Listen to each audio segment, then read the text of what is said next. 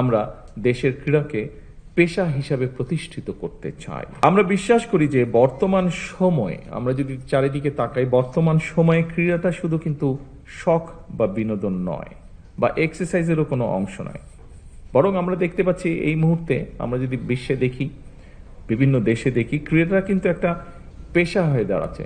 Accounts যেরকম একটা পেশা, ইঞ্জিনিয়ারিং যেরকম একটা পেশা, লিগ্যাল প্রফেশন যেমন একটা পেশা, ঠিক ক্রীড়াও কিন্তু স্পোর্টসও কিন্তু একটা পেশা হয়ে দাঁড়াচ্ছে। এবং অবশ্যই পৃথিবী যখন এভাবে এগিয়ে যাচ্ছে, নিশ্চয়ই বাংলাদেশও পিছিয়ে থাকতে পারে না। আমরা ইনশাল্লাহ পিছিয়ে থাকবো না। উপস্থিতিবৃন্দ, বর্তমান সরকার একটি নির্বাচিত সরকার, একটি রাজনৈতিকভাবে নির্বাচিত একটি সরকার, এবং স্বাভাবিকভাবে আমরা একটি নির্বাচন প্রক্রিয়ার মাধ্যম দিয়ে এসেছি। যখন আমরা নির্বাচন প্রক্রিয়ার মাধ্যম দিয়ে এসেছি, তার আগে আমরা সমগ্র জাতির সামনে আমাদের কিছু কথা তুলে ধরেছিলাম বিভিন্ন সেক্টরে, এবং ঠিক একইভাবে ক্রীড়া সংক্রান্ত সেক্টরে আমরা বলেছিলাম যে আমাদের দল রাষ্ট্র পরিচালনার সুযোগ পেলে আমরা দেশের ক্রীড়াকে পেশা হিসাবে প্রতিষ্ঠিত করতে চাই। এবং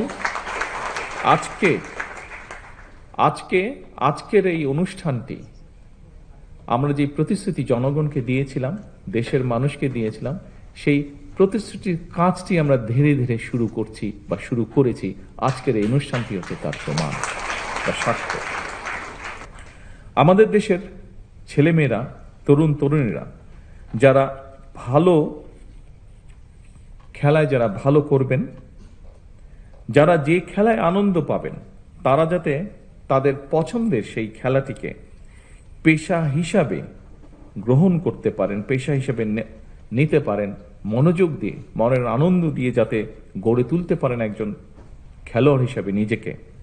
সেজন্যই খেলাধুলাকে পেশা হিসাবে নিয়ে একজন খেলোয়াড় যাতে অর্থনৈতিকভাবে অনিশ্চয়তার মধ্যে না থাকেন, সে লক্ষ্যেই কিন্তু বর্তমান সরকার খেলোয়াড়দেরকে ধারাবাহিকভাবে আমরা যে একটা সুনির্দিষ্ট নীতিমালার ভিত্তিতে আমরা একটা সম্মানী কাঠামোর আওতায় আনার কাজটি বাস্তবায়ন আজকে শুরু করেছি, যেটি